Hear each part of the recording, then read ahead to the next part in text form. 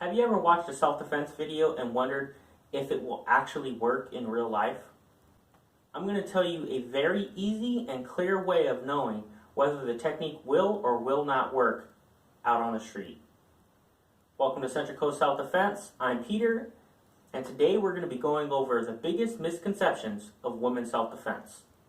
So in a lot of videos, you're going to see all kinds of different techniques. From the front chokehold, you'll see headlocks.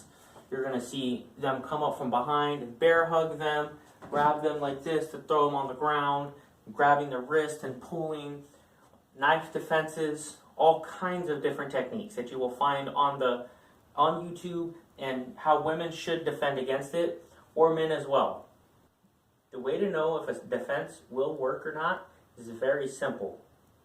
You have to understand that a defense based on pain is going to be dependent on the person attacking you and how determined that person is.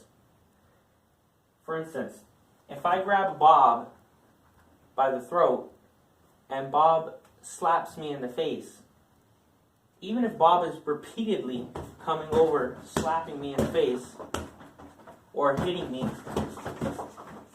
between my hands, I have a choice to make.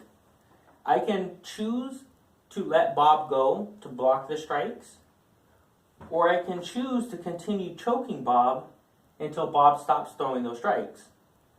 I could also choose to not just stand here and allow Bob to hit me, but instead start pulling Bob, push into Bob, do other things where I'm grabbing with one hand, hitting Bob. So I have other choices as well.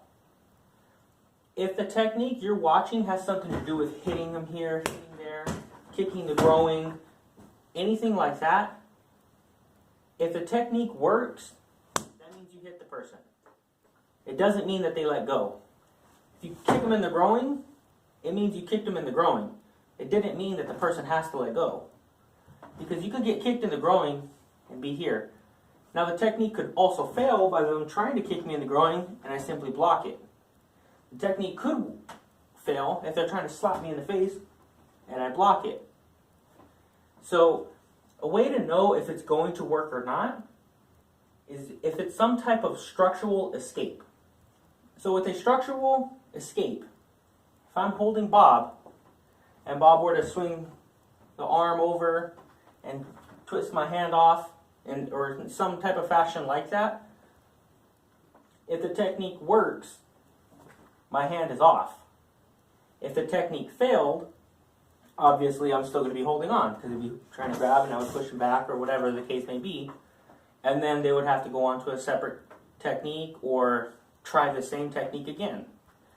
Now that is when kicking in the groin, slapping, doing palm striking, gouging out the eyes, all these different things may help, because if the person is waiting for you to move your arm and waiting for you to swing and try to use that momentum to break their grip, then yes, it's going to be easier for them to hold you. If I'm choking a 5-year-old child, I don't care how hard they swing over, they're not going to break my grip, because I'm going to easily be able to just put my arm in there and just hold them. To an adult who's much bigger and stronger, even if they're smaller than me, they'll be able to break my grip. If I'm stronger than them, but I know what they're doing, I might still be able to hold on.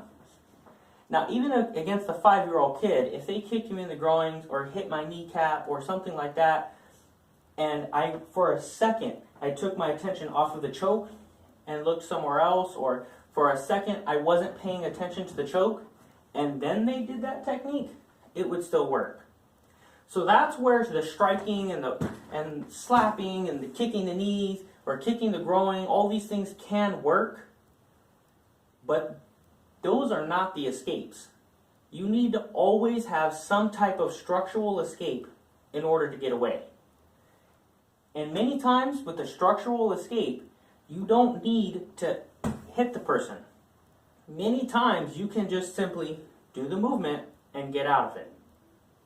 But if you're ever watching a video, I don't care what the video is, if they are only showing you a way to hurt the person and then they let go, it doesn't work. If you're watching a video and they're trying to grab and they say to elbow them in the stomach, grab the groin, stomp the foot, and then they'll let go, that may not work. What if I'm here holding Bob and Bob tries to elbow me? I can move back. Bob can't elbow me. He tries to grab my groin and I simply turn to the side or I turn the other way. Bob didn't grab my groin. If Bob tries to stomp my foot and I just move it out of the way, Bob didn't stomp on my foot. So those things don't necessarily work. And what if he did land all of those strikes and hit me in the stomach, so now I'm a little bit winded. He hit me in the groin, so now I'm just leaning on Bob to stand up. And then he kicks my foot or stomps on my foot, and now I'm in pain, but I'm still holding on. If I'm determined to hold on, all those strikes may not get me off. It'll work in a dojo and it'll work in a gym because the person you're working with would rather let you go than to feel the pain. But if the person attacking you on the street is determined to grab you or to hold you or to do that technique, they are not going to let go of you.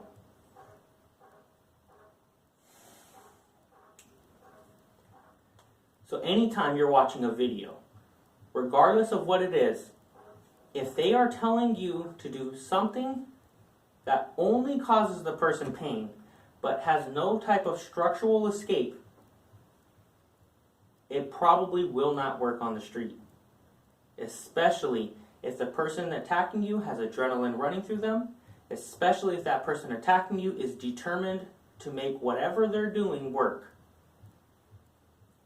When you have adrenaline running through you, you will not feel the pain nearly the same as when you're calm and training with a partner.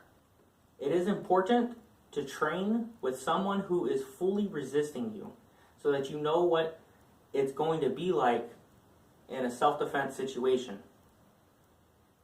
However, if you don't have that opportunity, keep this concept in mind as a simple rule of thumb that anytime you watch something, if it doesn't have a structural escape, it most likely will not work in the street. Again, thank you for watching Central Coast Self-Defense. Glad to have you on.